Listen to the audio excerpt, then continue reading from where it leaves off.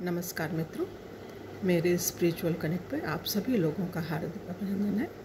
आज मैं आप लोगों को विनायक जी की कहानी, गणेश जी की कहानी के बारे में बता रही हूँ मित्रों। तो ये कहानी ऐसी है कि जो चौथ माता की व्रत हम लोग करते हैं, कथा सुनते हैं, तो कथा के बाद ये विनायक जी की कहानी ज़रूर सुननी चाहिए। एक कथा हो गई, जो भी 12 महीने की 12 चौथ होती है, तो उस चौथ की कथा कहने के बाद गणेश जी की भी कहानी ज़रूर कहनी चाहिए। तो उसके बारे में बता रहे हैं मित्रों, तो ध्यान से सुनिए विनायक जी की कहानी।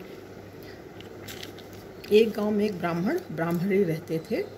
ब्राह्मण बड़ा ही गणेश भक्त था। उसने अपने ही घर में एक अलमारी में गणेश जी की मूर्ति स्थापित कर रखी थी।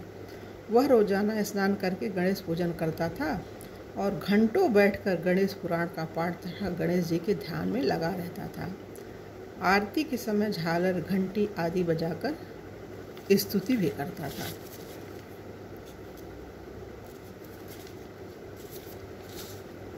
घर बहुत छोटा था और यही एक कमरा था जिसमें ब्राह्मणी भी बैठी रहकर अपना काम काज करती रहती थी। ब्राह्मण के रोज़ रोज़ की सेवा पूजा से ब्राह्मणी के हर काम में विघ्न पड़ता था, इसलिए वह रोजाना पति से लड़ती झगड़ती रहती थी, परंतु ब्राह्मण उसकी एक भी नहीं सुनता था। अंत में ब्राह्मणी ने सोचा कि इनकी मूर्ति को ही गायब कर देती हूँ, देखें या कि फिर पूजा पाठ यहाँ पर किसके सामने बैठकर करते हैं। उसने वहाँ से उस मूर्ति को उठाकर कमरे के एक कोने में रखकर एक कपड़े से ढक दिया। ब्राह्मण उस समय स्नान करने गया हुआ था।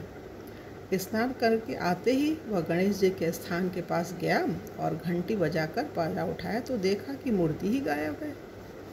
वह अपने स्त्री पर चिल्लाया और कि मूर्ति कहाँ है। वह कुछ न बोली तो ब्राह्मण समझ गया कि यह इसी की करतूत है। दोनों झगड़ने लगे। इनकी हाँ हूँ तथा झगड़ने से बड़ा कोलाहल होते देखकर गणेश जी को जोर की हंसी आ गई। ब्राह्मणी ने दौड़कर मूर्ति का कपड़ा उठाया और देखा तो क्या देखती है कि वह गणेश मूर्ति जोर जोर से हंस रही है। दोनों स्त्री पुरुष यह देखकर उसके चरणों में पड़ गए। गणेश जी महाराज बोले कि हे ब्राह्मण देवता, मैं तेरी भक्ति से प्रसन्न हूँ। यह कहकर उन्होंने उसके घर को सोने चांदी की मोहरों व रुपयों से भर दिया और पुत्र प्राप्ति का वरदान देकर अंतर्ध्यान हो गए। ब्राह्मण देवता ने उस धन से बड़ा भवन और पास में ही गणेश जी का मंदिर बनवा लिया। इधर 10वें महीने उसके एक सुंदर पुत्र ने जन्म लिया और तीनों प्राणी अब बहुत बड़े वैभवशाली पुरुषों का सा जीवन बिताने लगे। तो मित्रों, ये गणेश महिमा है विनायक जी की। चौथ माता का व्रत करने के बाद ये ज़रूर पढ़ना चाहिए। उनकी कहानी है विनायक जी की।